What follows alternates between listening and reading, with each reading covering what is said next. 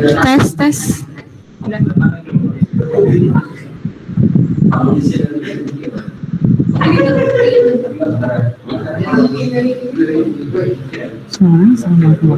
Weh.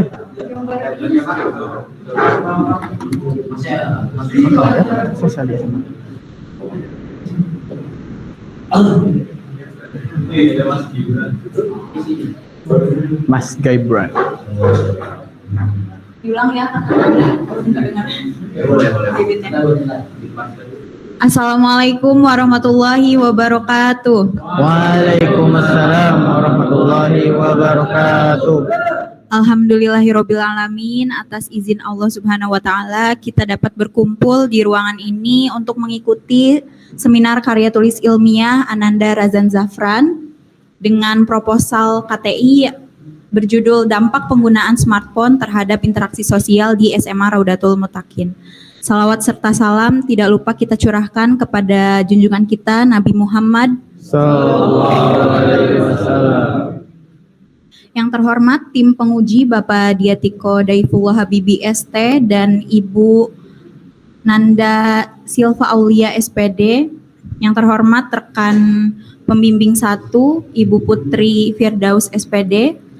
Dan yang Ibu banggakan siswa-siswi SMA Raudatul Muttaqin IBS. Kita masuk ke acara. Sebelum masuk ke acara inti, marilah kita mulai acara ini dengan membaca bismillah.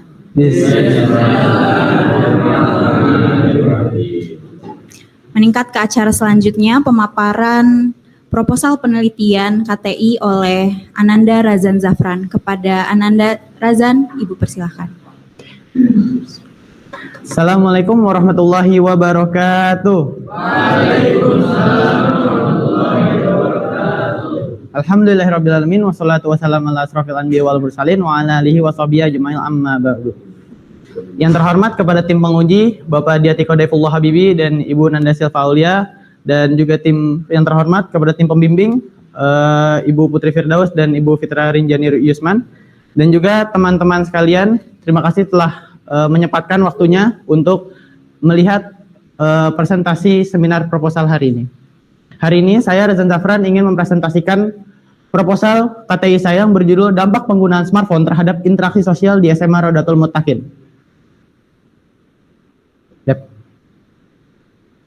Yang pertama dengan latar belakang. Latar belakang yang saya ambil di sini ada 3 latar belakang, yaitu pertama ada era globalisasi, lalu penggunaan smartphone dan interaksi sosial. Yang pertama era globalisasi. Dalam era globalisasi ini, perkembangan teknologi telah menjadi pendorong utama perubahan dalam berbagai aspek kehidupan manusia. Revolusi teknologi informasi dan komunikasi telah memberikan dampak signifikan kehidupan sehari-hari. Perkembangan teknologi, khususnya teknologi komunikasi, telah membentuk dunia kita menjadi lebih terhubung dan lebih canggih. Smartphone, internet, dan berbagai aplikasi digital lainnya telah menjadi bagian tidak terpisahkan dari kehidupan sehari-hari kita. Yang kedua, lanjut ke latar belakang kedua, yaitu penggunaan smartphone. Penggunaan smartphone telah menjadi bagian penting dalam kehidupan sehari-hari remaja. Perkembangan teknologi telekomunikasi memungkinkan akses mudah ke berbagai aplikasi media sosial dan informasi melalui perangkat pintar ini. Namun, semakin meluasnya penggunaan smartphone juga menimbulkan kekhawatiran terkait dampaknya terhadap interaksi sosial remaja. Dan yang terakhir, interaksi sosial. Interaksi sosial merupakan salah satu aspek penting dalam perkembangan remaja. Dalam era di mana smartphone menjadi alat komunikasi utama, muncul pertanyaan tentang sejauh mana penggunaan smartphone berdampak pada kemampuan remaja untuk berinteraksi secara langsung dengan teman-teman, keluarga, dan lingkungan sekitar. Oleh karena itu, penelitian ini dilakukan untuk mengetahui apakah penggunaan smartphone menghambat atau justru memperkaya kualitas interaksi sosial remaja di SMA Raudatul Muttaqin. Lanjut ke selanjutnya, yaitu rumusan masalah. Rumusan masalah yang saya ambil di sini adalah bagaimana dampak penggunaan smartphone terhadap interaksi sosial di SMA Raudatul Muttaqin. Yang sekaligus akan dijawab oleh tujuannya untuk mengetahui apakah dengan adanya smartphone akan berdampak terhadap interaksi sosial antara siswa SMA Raudatul Muttaqin.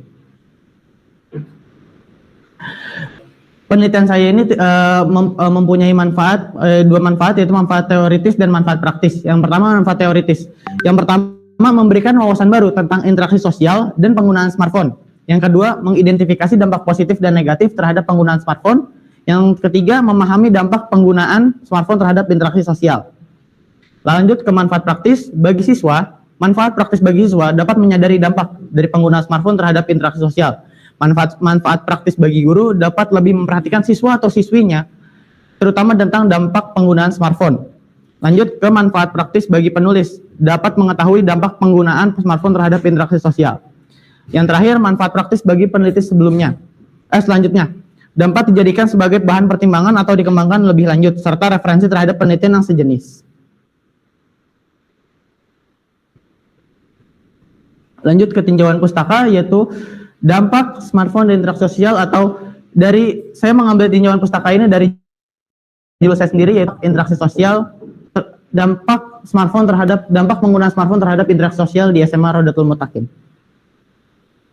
Yang pertama, dampak dan smartphone. Kenapa saya mengambil dua ini dalam satu slide presentasi? Karena kedua kata ini mempunyai kesinambungan atau mempunyai hubungan yang erat, karena saya membahas sesuatu di dampak dan smartphone ini. Yang pertama, kita akan membahas definisi. Pertama, definisi dari dampak.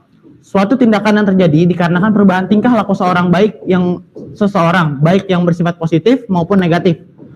Pengertian smartphone, sebuah telepon seluler yang sangat canggih dan hampir menyerupai komputer mini, di mana di dalamnya terdapat fitur-fitur yang dapat memudahkan penggunaannya.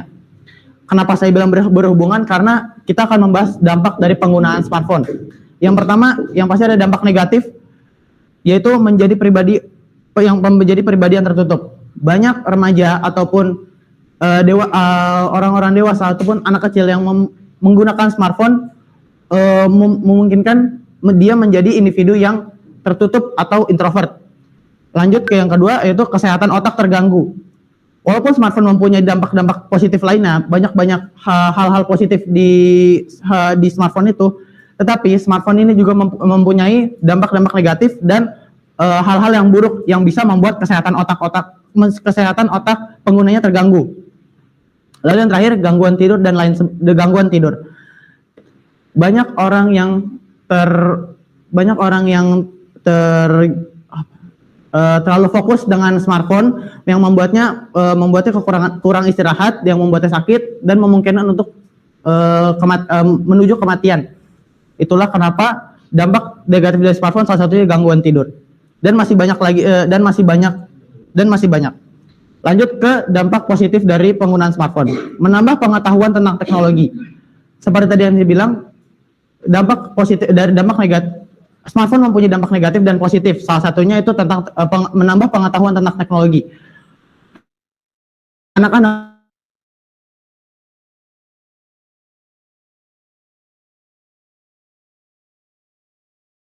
atau tidak tidur pada saat diberikan handphone. Itu adalah salah satu yang saya pikirkan tidak secara meluas. Mungkin anak-anak jadi pas ketika mendapatkan handphone, dia lebih memilih menggunakan handphone itu sampai handphone dikumpulkan kembali, lalu baru istirahat. Mungkin itu untuk intensitasnya. Izin menanggapi dulu Bunan sebelum pindah ke Bunan ya, biar tertutup sekalian. Terima kasih banyak atas jawabannya Razan.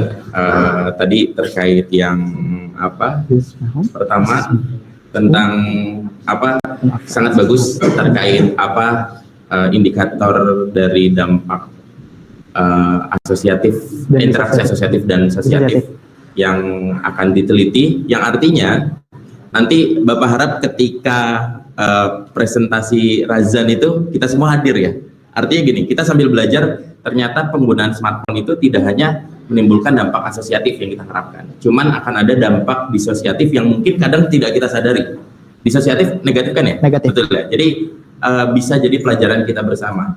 Dan Bapak rasa tidak hanya teman-teman siswa aja ya, bagi guru kita pun menjadi sebuah pelajaran gitu, bahwa ada poin-poin dampak interaksi disosiatif yang ditimbulkan dari smartphone. Ya.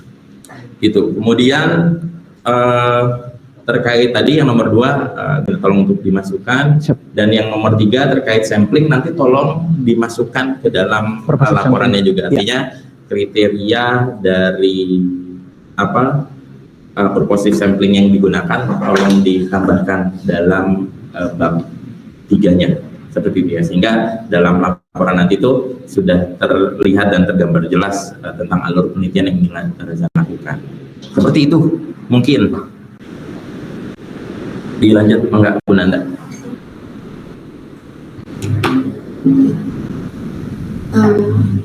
Pertama-tama saya ingin mengapresiasi Razan ya. Kita sudah presentasikan hasil researchnya sebaik mungkin gitu. Pertama-tama saya ingin mengkonfirmasi dulu judulnya itu dampak penggunaan smartphone terhadap interaksi sosial di SMA Raudatul Mutakin. Ya. Boleh ke slide tujuan penelitian?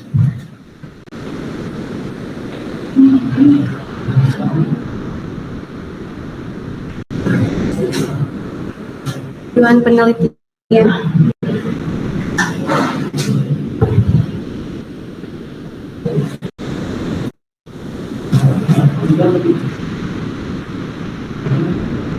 Jangan.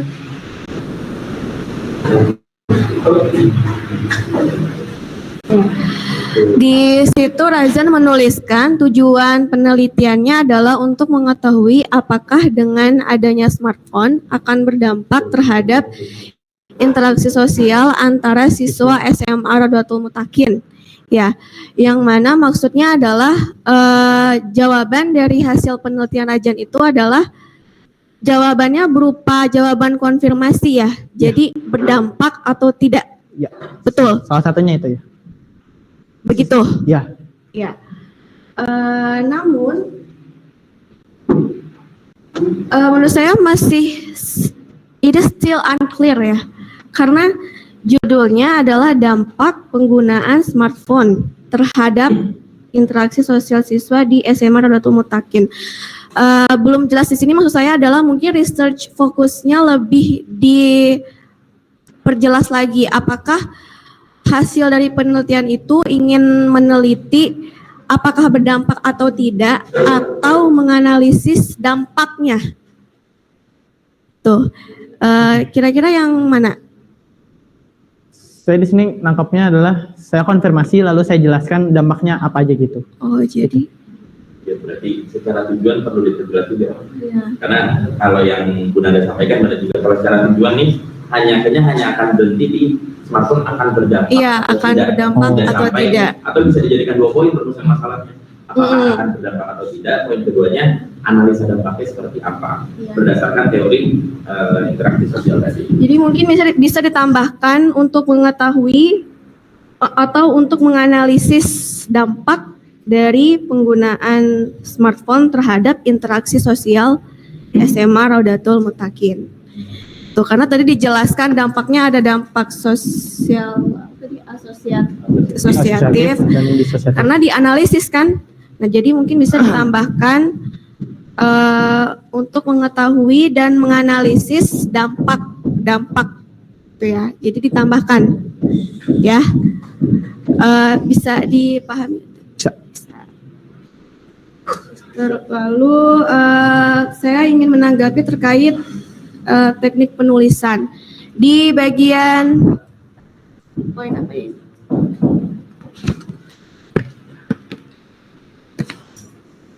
Di poin dampak penggunaan smartphone di poin menurut Puspita dalam Huslaini, ini di halaman 11. Saya ingin menanggapi 2 hal. Boleh dibuka dulu di halaman 11 kalau di sini.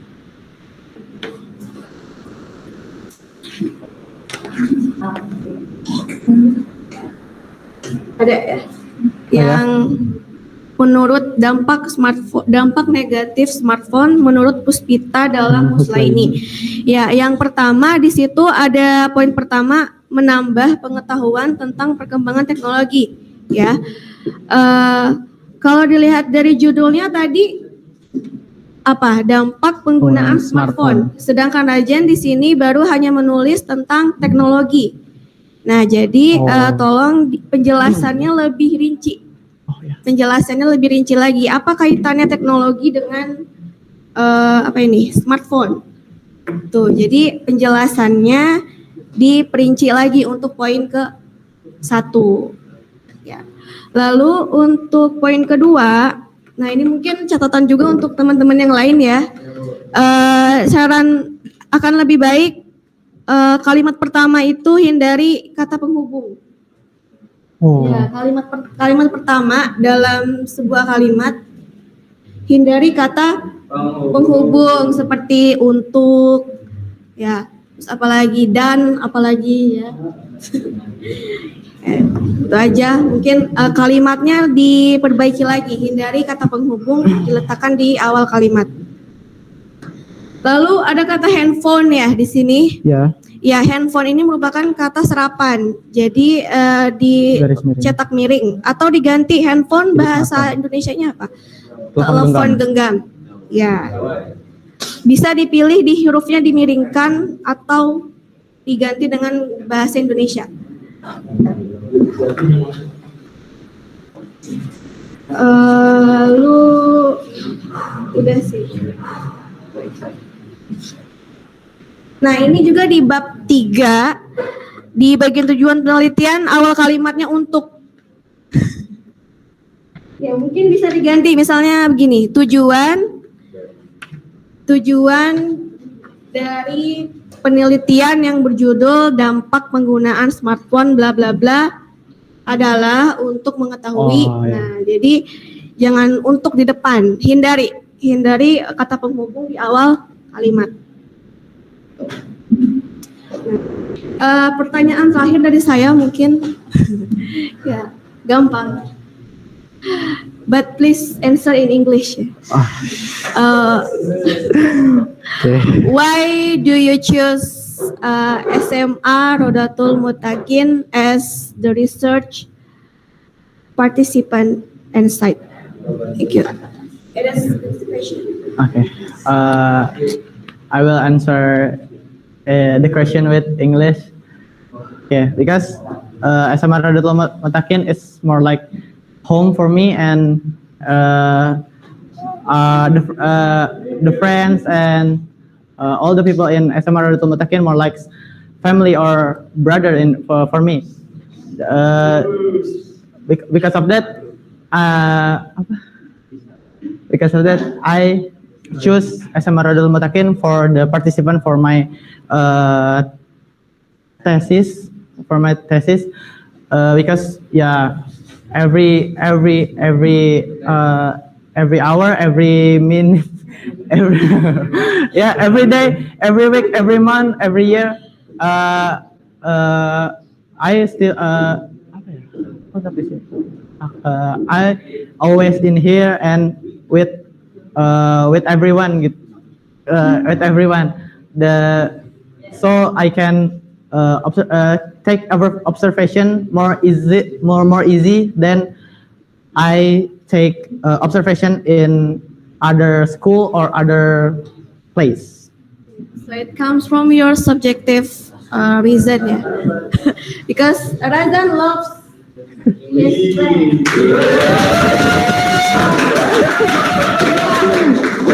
Razan wants to give you some advice regards to the effect of smartphone, whether it is good or bad for you, ya. Oke, mungkin itu aja. Terima kasih. Ternyata baru terjawab. Razan mengambil topik ini sebenarnya karena rasa sayang Razan terhadap teman-temannya untuk akhirnya ingin memberitahukan dampaknya. Oke, kasih sekali lagi applause buat Razan.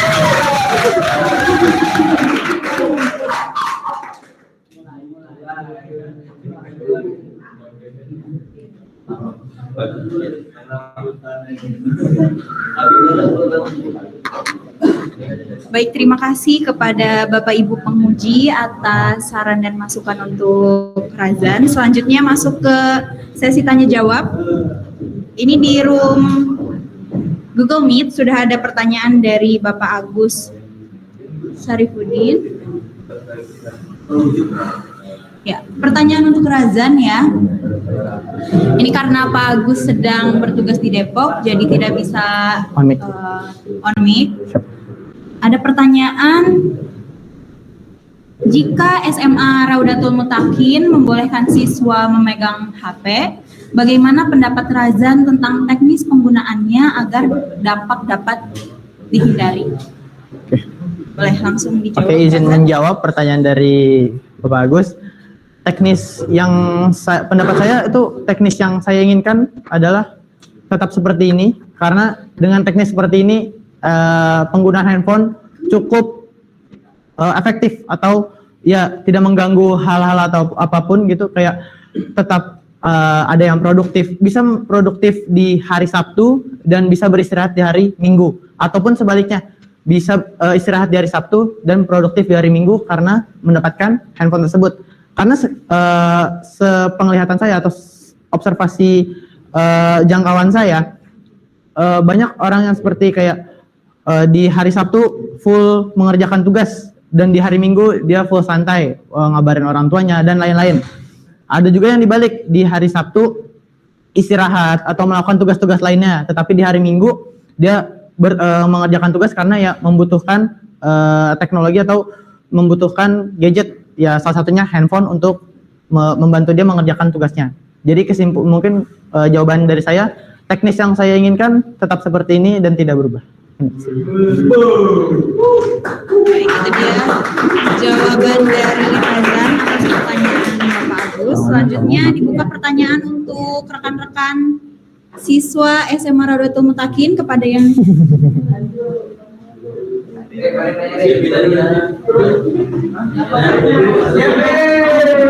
baik, mohon maaf sebelum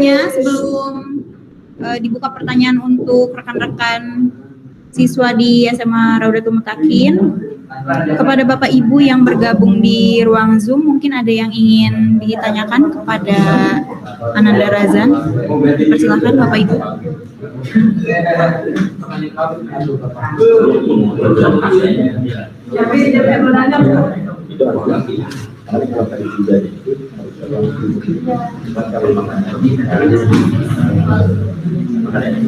Sambil menunggu respon Bapak Ibu, kita buka pertanyaan untuk rekan-rekan yang ada di ruang ini. Silakan yang ingin bertanya, boleh angkat tangan.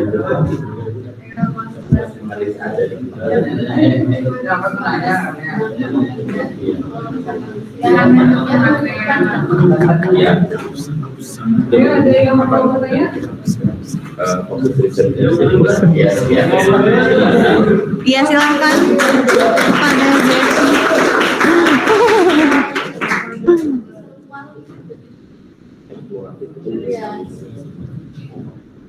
Ya baik, Assalamualaikum warahmatullahi wabarakatuh. Waalaikumsalam warahmatullahi wabarakatuh. Ya, perkenalkan yang ada di Zoom, nama saya Muhammad Jafi Maulana Yusuf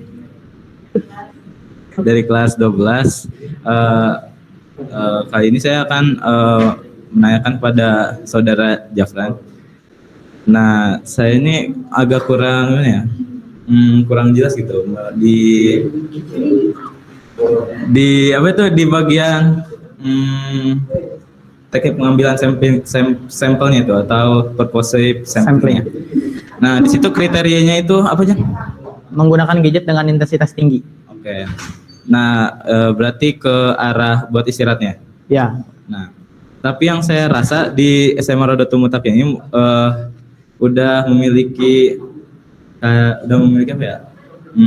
Kayak udah ditentuin waktunya. Misalkan kan HP itu hari Minggu misalkan ambil HP itu misalkan kalau lari pagi dari jam 8 sampai jam 9. Nah, atau udah sampai maghrib.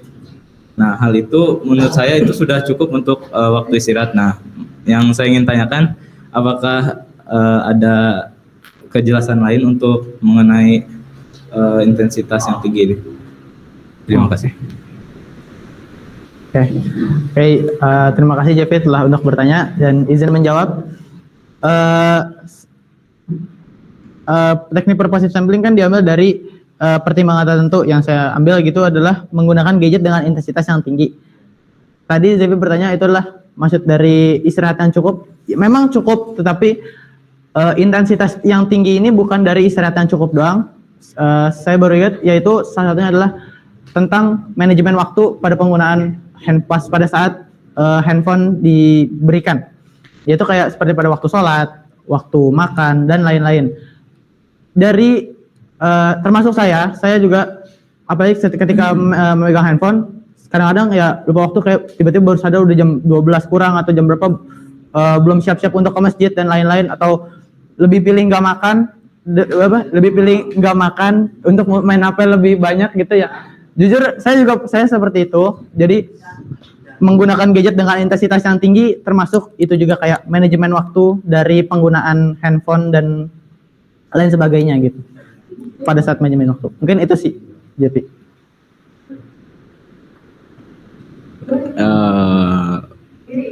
Apa dulu?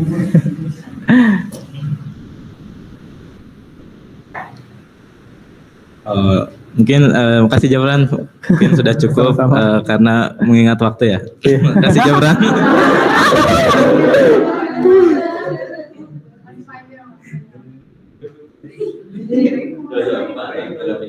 Sebelum PI ya, terkaitnya sebelum PI, abis ini PI udah ada kan. Nah, Bapak nanggapin dikit Zan, ini biar maksudnya jadi apa pertimbangan ketika nanti tadi melakukan purposive sampling ya. Mungkin yang Jevi tanyakan itu lebih ke tadi, apakah kriterianya hanya ke intensitas waktu yang tinggi yang tadi ada di arah manajemen waktu dan waktu istirahat sebenarnya. Yang mungkin kalau dari pandangan Jevi disampaikan, ya sebenarnya mungkin bisa jadi hampir semua siswa karena memang waktu menggunakan gawainya itu di jam tersebut, mereka memaksimalkan pemakaian gawai gitu. Artinya akan semua jadi sampel dalam populasi gitu. Nah, apakah ada kriteria lain yang menurut Bapak juga butuh ditambahkan sehingga yang nanti jadi fokus sampel dalam populasi Razan itu tidak bias ke semuanya. Misalnya ini sebagai contoh dan nanti dipertimbangkan dengan pembimbing. Misalnya penggunaan aplikasi dalam waktu yang digunakan ini apa saja aplikasi yang digunakan yang paling sering, apakah media sosial, apakah games dan lain-lain, yang mungkin menurut Bapak juga penggunaan aplikasi itu nanti akan berdampak terhadap analisa interaksi asosiatif dan disosiatifnya gitu. Bisa jadi gitu, ini sebagai saran aja. Jadi mungkin butuh kriteria tambahan yang tadi menghindarkan bias ke semua populasi gitu. Karena yang tadi Jevi mengingatkan juga secara teknis pemakaian gawai di sini karena dibatasi sehingga memaksimalkan. Umumnya mungkin akan memanfaatkan waktu itu. Sehingga ya mungkin intensitasnya akan tinggi semua gitu. Itu mungkin sambil ditanggapi Razan, silakan sebelum pertanyaan. Boleh. Halo. Izin menanggapi sedikit. Sebenarnya ada kriteria tapi tersirat tadi. Boleh lanjut ke slide selanjutnya. Yaitu di observasi kriteria siswa yang kurang interaksi sosial ketika adanya smartphone dengan siswa yang tetap berinteraksi sosial ketika ada smartphone. Itu salah satu kriteria tambahan yang mungkin karena kelalaian penulis lupa masukkan ke kriteria di purposive sampling tersebut gitu. Mungkin itu sih.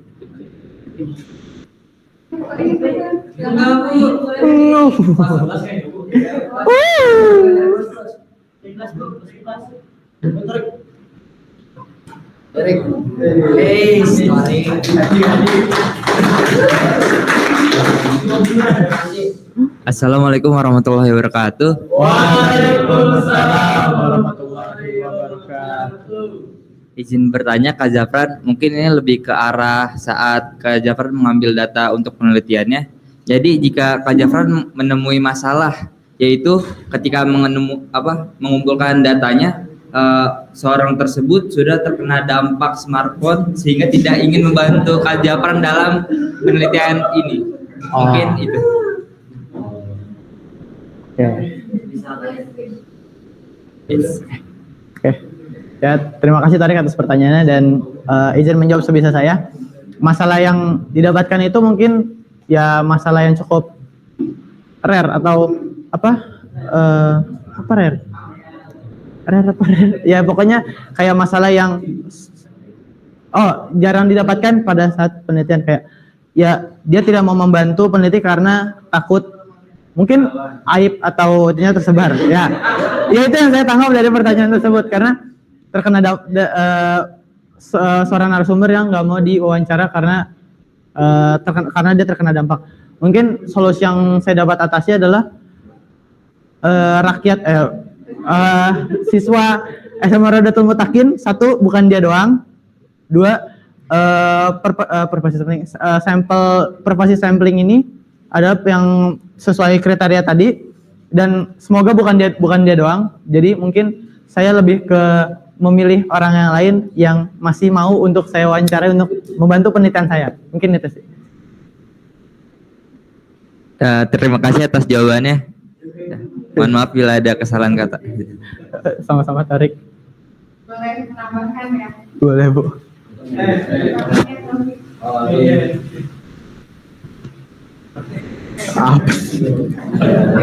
Ya, terima kasih. Razan, tadi Ibu tambahkan juga yang terkait pertanyaan pertama gitu ya. Ini kan kalau kita lihat, tadi Razan pilih populasinya, boleh deh Pak ke populasi. Populasinya itu ada 38 siswa. Ya. Yang mencakup kelas 10, 11, dan 12 Ikhwan. Ya, itu boleh ditambahkan Ikhwannya, karena kan kita sekarang nggak cuma Ikhwan ya, tapi ada Akhwatnya juga. Terus mungkin Ibu nangkap juga nih kenapa hanya Ikhwannya, karena Akhwat mereka pegang HP tidak hanya di hari Sabtu Minggu gitu. Jadi bagus kalau diambilnya hanya yang Ikhwan saja karena punya kondisi yang sama. Ya. Yaitu hanya memegang handphone di antara hari Sabtu dan Minggu. Cuma di sampel Razan tidak menjelaskan berapa sampel yang akan diambil datanya, hanya dijelaskan teknik samplingnya. Jadi jumlah sampel dan teknik sampling itu dua hal yang berbeda. Harusnya akan lebih baik jika dicantumkan. Gitu. Lalu tadi kan metode penelitiannya kualitatif, yang artinya akan ada proses apa kalau kualitatif? Wawancara. Nah, wawancaranya tadi juga kalau yang Ibu baca nih, Razan belum tahu berapa orang yang akan diwawancara kan? Ya. Gitu. Jadi kalau bisa malah sudah ditentukan apa ya, minimal, misal diambil ada 3 kategori nih nanti dari hasil, ada angketnya dulu gak Razan? Kalau angket enggak, langsung memilih proses wawancara? Langsung memilih proses wawancara. Oh, berarti yang harus diketatkan adalah tadi di kriteria time span-nya gitu ya. Dengan kondisi yang sama, hanya memegang HP di antara hari Sabtu dan Minggu. Kalau tadi Razan bilang ke arah manajemen, lalu istirahat, itu hal yang susah untuk Razan perhatikan. Nggak mungkin satu-satu Razan liatin, oh nih si A istirahatnya sekian jam, B sekian jam. Jadi Ibu setuju sama Pak Tiko juga, lebih baik cek saja di activity details di HP itu ada kan. Screen time, ya. Kamu ambil dari situ dan tentukan yang dimaksud kategori tinggi itu berapa jam. Oh iya. Jadi sudah ada ketentuannya. Kalau anak tersebut dicek activity detailsnya selama misalnya 1 bulan terakhir tuh. Google Classroom full. Masya Allah. Itu ikut bangga banget Pak guru-guru juga pasti. Jadi diceknya dari itu aja Zan, karena di setiap handphone juga sudah ada time span-nya. Ibu rasa akan lebih tadi menghindari data yang bias daripada datanya bias, dan kalau kamu bingung mengolah datanya, lebih baik menggunakan kriteria yang istilahnya sudah mutlak gitu. Jadi tingginya itu jangan hanya secara kualitatif, perlu kuantitatifnya. Tuh. Terus tadi tentang Torik apa tadi? Masalah. Oh iya, untuk tadi kan bisa jadi ada temannya yang merasa dia kayaknya sudah kena dampak disosiatif yang sangat tinggi, sehingga malu nih kalau misalnya akan dijadikan objek penelitian. Caranya adalah dibuat secara anonim. Tuh. Jadi biasanya ditulisnya hanya narasumber 1, narasumber 2. Dan yang mengetahui hal tersebut kalau bisa hanya Razan, pembimbing dan penguji lah misalnya gitu ya, maksimal. Menghindari nanti temannya saat membaca jadi menduga-duga lalu malah timbul hal yang tidak diinginkan gitu. Jadi kalau tadi Razan berharapnya ya semoga sih nggak dia sendiri aja, itu susah gitu kan kalau mengharapkan seperti itu unpredictable. Jadi lebih baik caranya adalah dibuat anonim gitu. Jadi disamarkan saja dan jangan pakai inisial tadi, paling narasumber 1, narasumber 2 dan lain-lain. Mungkin itu tambahannya dari Ibu. Terima kasih. Baik, terima kasih kepada Bu Nurul atas saran dan masukan untuk Zafran. Masih ada lagi pertanyaan dari Deva ya? Oke, boleh silakan.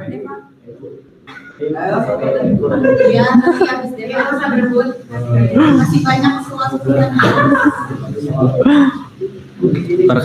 Assalamualaikum warahmatullahi wabarakatuh. Waalaikumsalam warahmatullahi wabarakatuh. Perkenalkan, nama saya Devadina Alfaris. Izin bertanya kepada Razan Zafran. Tapi boleh ke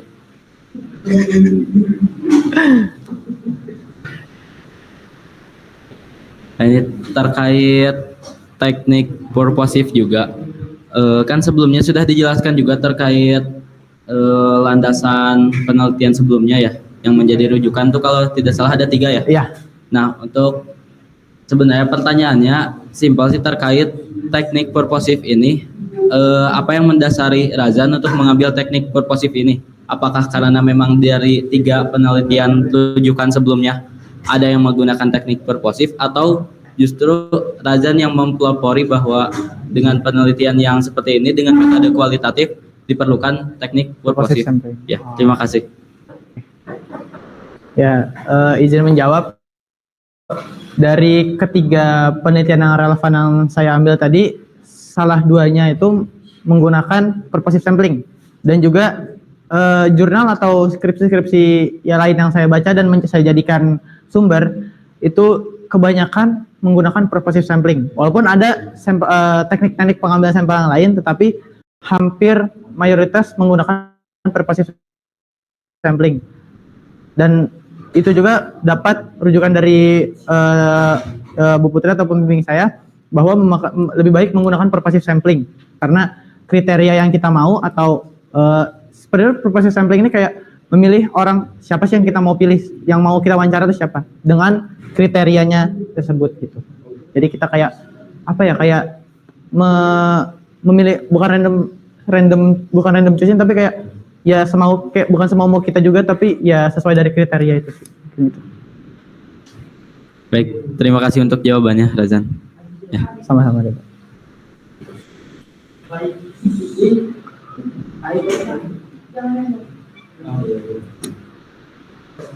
Pertanyaan selanjutnya dari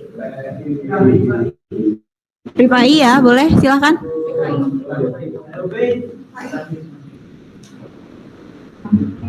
Kabur.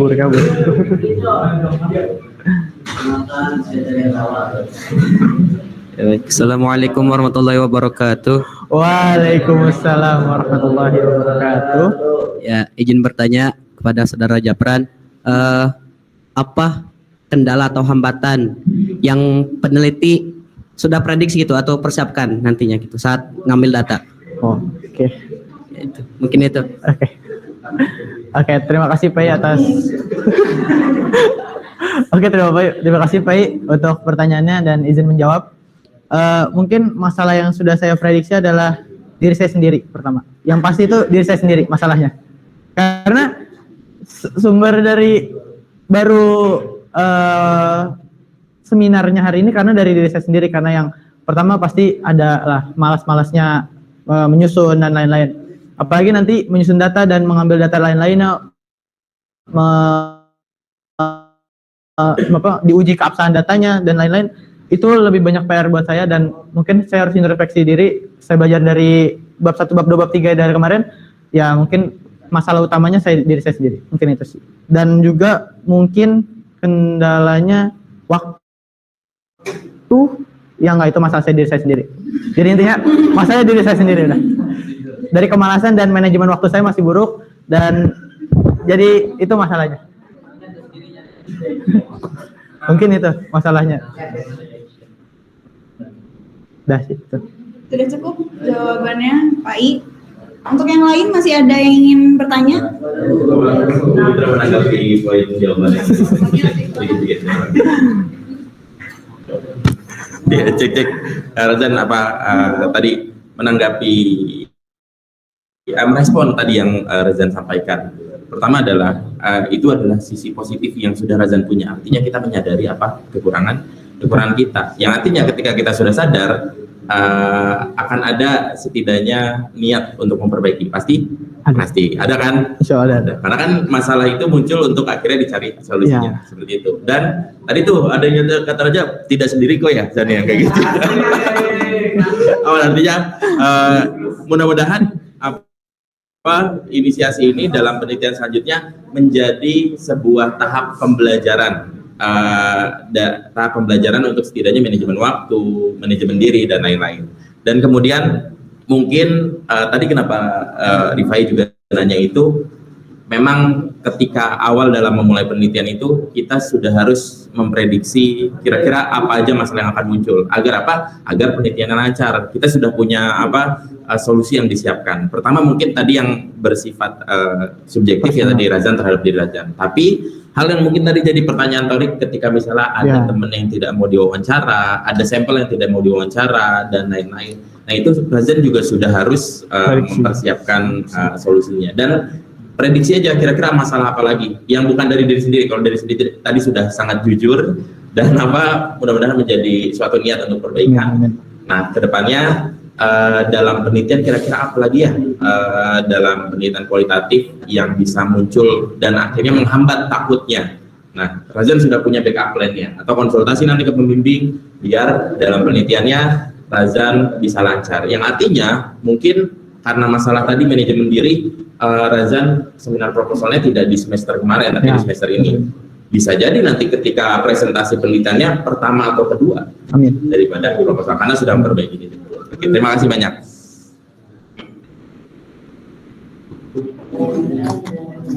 Terima kasih. Boleh? Baik, mungkin terakhir dari saya selaku pembimbing satunya Razan yang ikut mendampingi dari pertama memilih judul, betul Zan? Mungkin judul ini sempat terpikirkan oleh Razan untuk mengambil judul penelitian ini pertama karena keresahan dari Razan sendiri terhadap penggunaan smartphone. Gitu.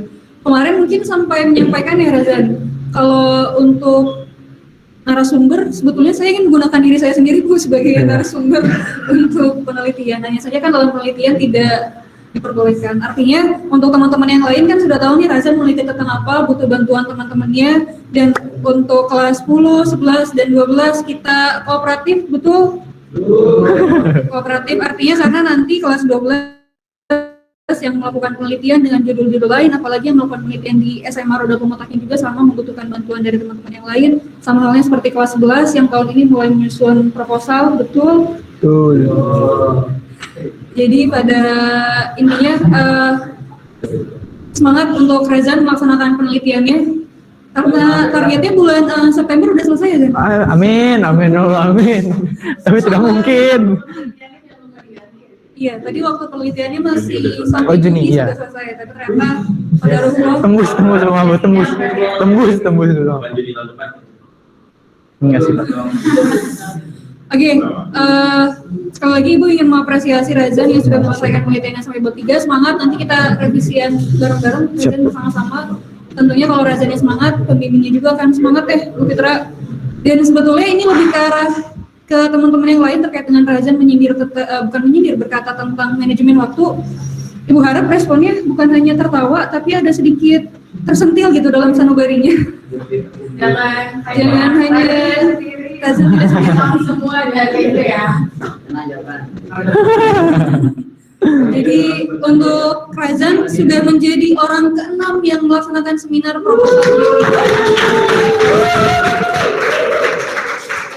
Sama sekali lagi untuk besok ada Andri ya, orang ke-7 Andri. Minggu depan ada Rido sama Anwar ya. Oke, pokoknya semangat untuk semuanya, ditunggu yang masih belum menyelesaikan proposal untuk segera bimbingan dengan pembimbingnya masing-masing. Terima kasih, saya kembalikan kepada MC. Terima kasih Pak Tiko dan Bu Putri. Sebelumnya kepada Bapak Ibu yang bergabung di Google Meet, apakah ada yang ingin ditanyakan atau menyampaikan saran serta masukan kepada Razan, Bapak Ibu?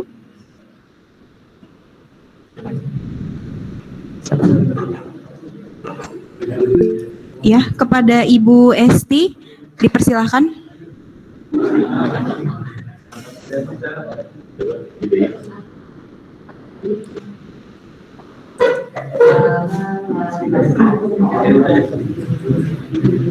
Assalamualaikum warahmatullahi wabarakatuh.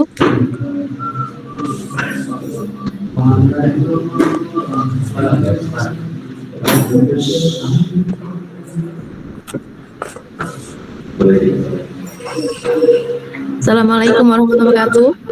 Waalaikumsalam warahmatullahi wabarakatuh. Selamat pagi semuanya. Sehat semuanya. Alhamdulillah. Saya singkat saja berhubung waktunya sudah cukup lama kita acara hari ini ya. Untuk Ananda Razan, ini judulnya kan dampak penggunaan smartphone terhadap interaksi sosial ya Razan ya. Iya, Bu. Iya. Berarti yang diukur nanti interaksi sosialnya. Salah satunya ya interaksi sosialnya. Berarti Razan sudah menetapkan skala pengukurannya ya? Untuk skala pengukuran atau dan lain-lainnya belum terpikirkan sama sekali di bayangan saya. Ya, nanti itu bisa didiskusikan dengan pembimbing ya. Tapi maksud saya itu harus difikirkan karena ini penelitian kan harus ada ukurannya. Jadi nanti ada batasan interaksinya tuh batasnya yang diukur tuh dari mana sampai mana. Misal dari angka 0 sampai 10 gitu ya. Jadi nanti hasilnya ada di angka berapa dan artinya apa. Seperti itu ya Razan ya.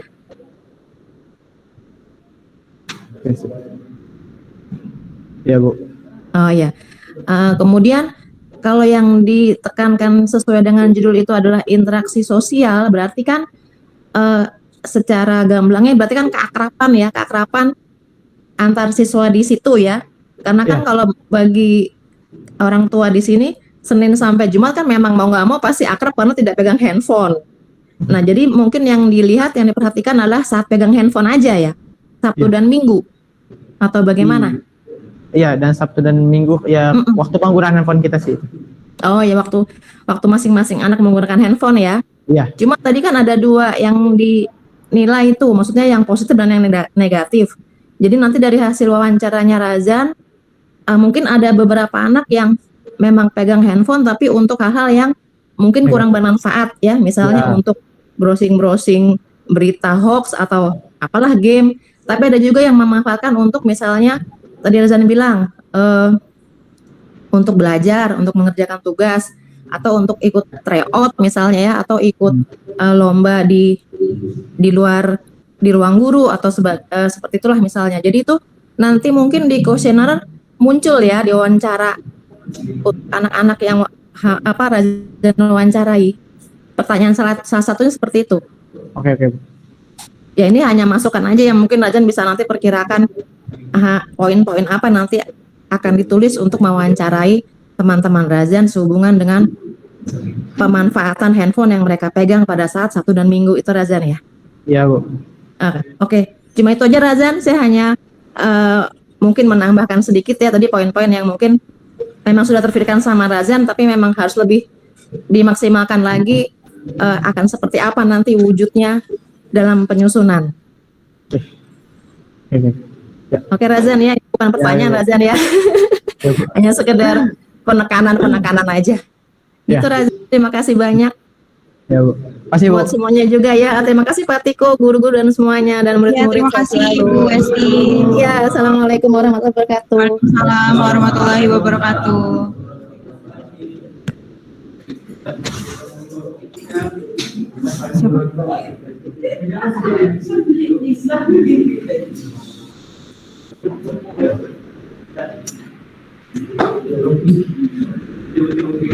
Selanjutnya kepada Ibu Ibet, dipersilahkan Ibu.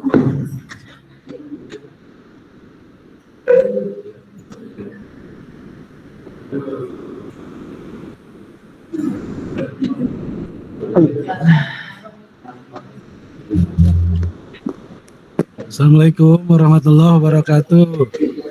Waalaikumsalam warahmatullahi wabarakatuh. Ya izin nih saya bapaknya Deva kebetulan lagi di perjalanan. Ya mohon maaf ya Pak Ai. barusan mendengar pemaparan-pemaparan dan juga diskus dari peserta dan juga orang tua, itu bagus sekali ya. Yang saya hormati Pak Tiko dan juga Dewan Guru serta orang tua santri dan juga adik-adik yang saya cintai dan saya banggakan. Selamat siang semuanya. Yang Pak. Ya, pertama saya ucapkan selamat pada semua para peneliti, terutama hari ini Razannya Jafran ya. Ya Pak. Ya Jafran, selamat. Presentasinya bagus, kejujurannya, etika researcher itu juga bagus ya. Saya di sini hanya ingin memberikan masukan saja ya, umumnya untuk semuanya, khususnya buat Razan. Ini yang pertama, bahwa ketika meneliti itu berawal dari masalah ya, dan saya kira itu sudah dipahami dan sudah on the track menurut saya. Nah, selanjutnya yang perlu diperhatikan adalah menentukan metode penelitian ya. Dalam menentukan metode penelitian itu harus harus berorientasi pada tujuan penelitian ya. Karena tujuan penelitian itu bisa dicapai, itu salah satunya adalah dengan menggunakan metode. Nah, maka menggunakan metode ini harus relevan. Contoh misalkan Razan itu menggunakan metode apa nih di Medlit-nya? Metode yang saya gunakan untuk penelitian ini kualitatif deskriptif. Kualitatif deskriptif kan? Nah, ya. Kalau kualitatif deskriptif itu kan pengumpulan datanya 3 ya, observasi, wawancara, dan dokumentasi ya. Ya. Nah, analisis datanya kan triangulasi data. Nah, sementara tadi kan berbicara angket dan sebagainya gitu ya. Sementara angket itu adalah teknik pengumpulan data kuantitatif. Nah, terus cara pengambilan data juga kan ada random, ada purposive. Nah, random itu digunakan dalam kondisi seperti apa, purposive dalam kondisi seperti apa, dan digunakan oleh metode penelitian apa, kan begitu ya. Nah, makanya itu harus jelas dulu metodenya supaya tidak rancu nanti di analisis datanya. Jangan sampai kualitatif yang digunakan tapi rasanya kuantitatif, atau sebaliknya kuantitatif tapi rasa kualitatif. Nah, menurut saya dalam penelitian Razan ini yang paling tepat adalah mixed method. Ya, mixed method artinya apa? Ya, yang pertama gunakan dulu metode penelitian kuantitatif, ya, karena membutuhkan ukuran yang jelas. Nah, maka data-data kuantitatif ini dibutuhkan berupa angka-angka. Tetapi untuk menjustifikasi, untuk menguatkan hasil penelitian yang berdasarkan metode kuantitatif, itu butuh penguatan dan pengayaan ya, enrichment enhancement-nya, yaitu dengan data kualitatif. Nah, jadi situlah mengeksplornya. Nah, dalam mengambil data secara kualitatif, Razan tidak mesti harus semuanya diwawancara, ya. Tapi pilihlah tadi misalkan 3 grade. Nah, 3 grade itu yang dianalisa dulu sama Razan. Ini anak-anak dari sekian itu misalkan diambil 3 grade, misalkan yang di bawah penggunaan handphonenya misalkan yang di bawah 1 jam, nah itu berapa orang? Misalkan 3 orang. Yang 1 jam sampai 1 jam setengah itu misalkan 3 orang. Yang di atas 1 jam setengah itu kategori tinggi misalkan itu diambil 3 orang. Jadi cukup 9 orang saja. Nah, kenapa butuh 3? Karena nanti dalam analisis kualitatif untuk validasi dan reliabilitasinya itu menggunakan teknik crossing data kan, triangulasi data, sehingga dari 3 sudut grade itu mana yang memang merupakan data-data yang ada di tengah yang memiliki benang merah. Nah, itu harus digali lagi sampai jenuh, berarti ada 1, 2 sampai 3 wawancara yang akhirnya jawaban ditemukan tidak berubah lagi. Nah, itulah triangulasi data. Nah, ketika datanya sudah jenuh seperti itu, tidak berubah-ubah lagi di grade bawah, middle, dan juga yang tinggi. Nah, maka bandingkan dengan hasil kuantitatif. Nah, apakah tadi berpengaruhnya itu signifikan, gitu kan? Apakah sumbangan efektifnya itu tinggi, atau misalkan sumbangan relatifnya itu rendah atau bagaimana? Nah, itu dianalisa.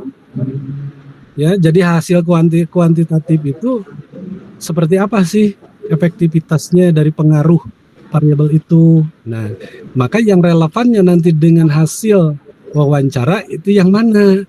Yang rendah, yang menengah, atau yang tinggi. Nah, sehingga temuan daripada hasil penelitian itu akan bisa menjawab daripada rumusan masalah, akan bisa menjawab tujuan penelitian, sehingga menjadi rekomendasi nantinya. Gitu. Nah, itulah penelitian yang bermanfaat nantinya. Gitu. Jadi tidak sebatas berhenti di teori, tetapi hasil penelitian menjadi sebuah terapan di dalam kehidupan sehari-hari, khususnya di Rodotul Mutakin.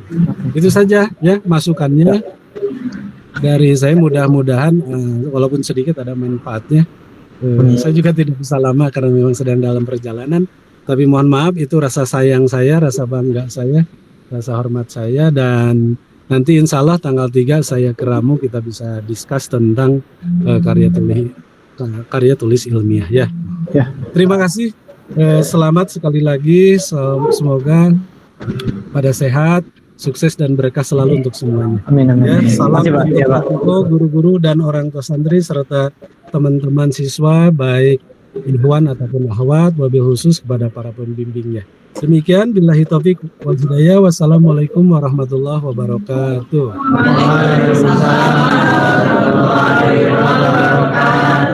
Terima kasih kepada Pak Ai atas saran dan masukannya. Selanjutnya mungkin Pak Eko boleh memberikan pesan untuk Ananda Zafran. Kepada Pak Eko, dipersilahkan Pak.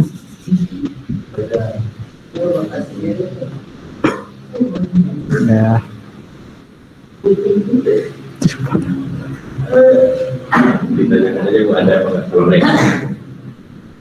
Adakah yang ingin disampaikan Pak? Usaha. Kalau nggak ada berarti disampaikan secara personal. Ya, tidak ada, mungkin nanti disampaikan secara personal langsung kepada Razan ya Bapak. Baik, sepertinya cukup untuk kegiatan hari ini.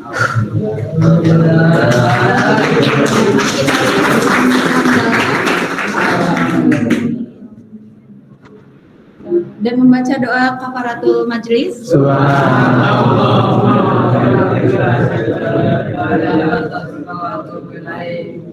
Sekali lagi selamat kepada Razan, semoga kegiatan kedepannya berjalan. Amin. Saya sebagai MC undur diri. Wassalamualaikum warahmatullahi wabarakatuh.